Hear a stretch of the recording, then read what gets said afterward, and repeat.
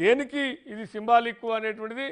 సరే, రేపు భవిష్యత్తులో ఇందాక చెప్పినట్టుగా రేపొద్దున ఎవరన్నా రావాలంటే ఈ పాలిటిక్స్ ఇట్లాగే ఉంటే మన ఇన్వెస్టర్లు ఎవరు ముందుకు వస్తారు అనేటువంటిది ఒక ఆందోళన. వీటిని ఎందుకు జరుగుతున్నట్టు ఈ దాడులు గెలుపోటల మీద అంచనాలు వేసుకొని జరుగుతున్నాయా, లేదు జనరల్గానే జరుగుతున్నాయా, అట్లా చూడాలి. పివి గారు, మీకు మిగతా పెద్దలకు నమస్కారం అండి. Thank you. ఇప్పుడు పివి గారు, మీరు ఒక ఇంపార్టెంట్ ఇష్యూను రైజ్ చేసినారు, ఆంధ్ర రాష్ట్రం యొక్క భవిష్యత్తు ఏమిటి అనేది. సరే, ఈ 2-3 రోజుల ఘర్షణలు చూసే మనం భవిష్యత్తు మొత్తం తేల్చలేము. రేపు 4వ తేదీ ఫలితాలు ఎట్లా వస్తాయి, ఏ ప్రభుత్వం వస్తుంది అని దాన్ని బట్టి ఆంధ్ర రాష్ట్రం భవిష్యత్తు మనం ఆలోచించవచ్చు. ఎందుకంటే ఇది ఒక అరాచకమైనటువంటి ఒక ధోరణి రాజకీయాల్లో వచ్చిందండి. ఇది ఏదో నిన్న మొన్న వచ్చింది కాదు. ఇప్పుడు ఒక దళిత డ్రైవర్ను చంపి డెలివరీ ఏది హోమ్ డెలివరీ ఇచ్చినటువంటి డోర్ డెలివరీ ఇస్తే ఏం యాక్షన్ తీసుకున్నారండి? ఒక ఎంపీ మొత్తం నగ్నంగా అసహ్యకరమైనటువంటి పద్ధతిలో ఒక వీడియో బయటకు వస్తే ఏం యాక్షన్ తీసుకున్నారండి? కాబట్టి రాష్ట్రంలో పోలీసులు ఒక రాజకీయ పార్టీకి లొంగిపోయినటువంటి పరిస్థితి. కాబట్టి రాజకీయ పార్టీ ఆధిపత్య ధోరణితో సమాజాన్ని మొత్తాన్ని తమ శాసించాలనేటువంటి ప్రయత్నాలు చేస్తుంది. అందుల నుంచి ఇప్పుడు పుట్టుకొని వచ్చినటువంటి అరాచకమైనటువంటి ధోరణి. లేకుంటే తిరుపతి ప్రాంతంలో, తిరుపతిలో ఎప్పుడూ ఫ్యాక్షన్ గొడవలు లేవండి.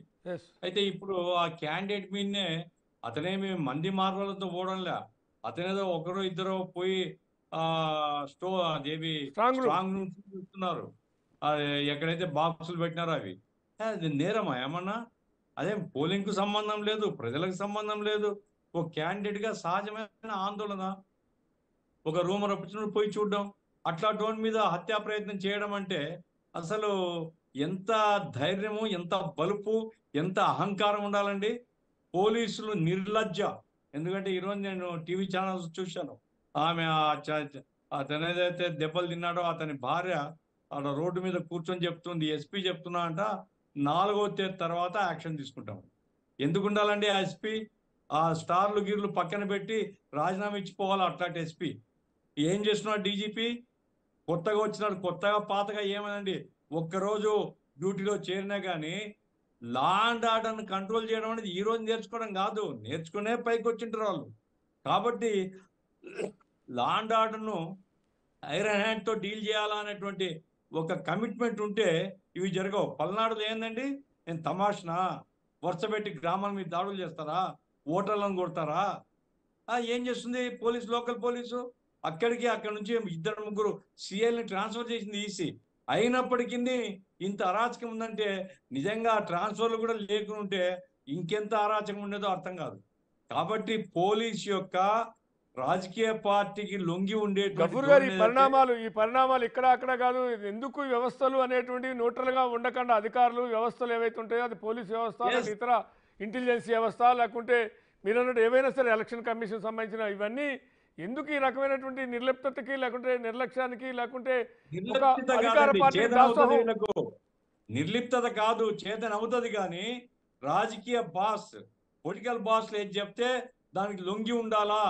ఆ రకంగా మంచి పోస్టింగ్లు, లేకుంటే కాస్త ఆదాయం ఉండేటువంటి పోస్టింగ్లు చూసుకునే ధోరణి రాజకీయాల్లో ప్రబలింది. దీనివల్ల ప్రజలకు నష్టం అండి. శాంతి భద్రతలు ఇబ్బంది ఏర్పడితే ప్రజలు సఫర్ అవుతారు. కాబట్టి ఐరన్ హ్యాండ్తో డీల్ చేయాలా? ఈసీ సమన్లు ఇవ్వడం కరెక్టు. డీజీపీ కానీ లేదా సిఎస్ కానీ, సిఎస్కి ఇంకొంచెం సానుభూతి ఉన్నట్టుంది రాజకీయ పార్టీ పట్ల. వాళ్ళు కఠినమైనటువంటి వైఖరి తీసుకుంటేనే ఇవి అదుపులోకి వస్తాయి. పోలీస్ డిపార్ట్మెంట్ ప్రెస్టేజ్, వాళ్ళ ఇమేజ్ కి సవాల్ ఇది. ఇప్పుడు కనుక పోలీస్ డిపార్ట్మెంట్ ఫెయిల్యూర్ అంటే ఈ డీజీపీ ఫెయిల్యూరు. ఇక ఎవరైతే ఆ జిల్లాలో పోలీస్ అధికారులు ఉన్నారో వాళ్ళందరూ డ్యూటీలకు అనర్హులని చెప్తాను. కాబట్టి తాడిపత్రి, పల్నాడులో ఉద్దేశపూర్వకంగా ఇప్పుడు ఆ ఎమ్మెల్యే చెప్తున్నాడు, ఎవడొచ్చినా, అయ్యా నిజంగా పోలీసులకు దమ్ముంటే వారం రోజుల్లో ఆ చెప్పిన ఎమ్మెల్యే లాగు తడిసిపోతుంది. ఏం తమాషనా? ఏం నువ్వు ప్రైవేట్ ఆర్మీనా నువ్వు? ఒక్క రోజులో చాలు నీ ఎముకలు తిరగొట్టడానికి. కాబట్టి పోలీస్ యొక్క వీక్నెస్ తప్ప, అందు ప్రత్యేకించి వైసీపీ, ఎందుకంటే ఆమె ఎవరో రిప్రజెంటేటివ్ ఉన్నారు, వైసీపీ వాళ్ళు తెలుసుకోవాలా ఈ రకమైనటువంటి ధోరణి రేపు మీకు కూడా అప్లై అవుతుంది. 4వ తేదీ మీరు రాలేదు, ఇంకో పార్టీ వచ్చింది, అప్పుడు ఏమవుతుంది మీ పరిస్థితి? కాబట్టి శాంతి భద్రతల విషయంలో రాజకీయాలకు సంబంధం ఉండకూడదు, కఠినంగా చర్యలు తీసుకోవాలా, నిష్పక్షంగా ఉండాలా. అప్పుడు మాత్రమే రాష్ట్రం అభివృద్ధి అవుతుంది. ఆ రకంగా పోలీస్ యంత్రాంగాన్ని నడపాల్సిన బాధ్యత ఉంది. రేపు 4వ తేదీ వచ్చిన తర్వాత మళ్ళీ మనం చర్చించుకోవచ్చు. రైట్, వస్తా, మళ్ళీ మీ దగ్గరికి వస్తా. గఫూర్ గారు ఒకసారి పొరపాటున వైసీపీనే కనుక వస్తే నేను ముందే చెప్తున్నానండి, ఈ ధోరణికి రాజమార్గం ఏర్పడుతుంది, అరాచకం ఏర్పడుతుంది రాష్ట్రం.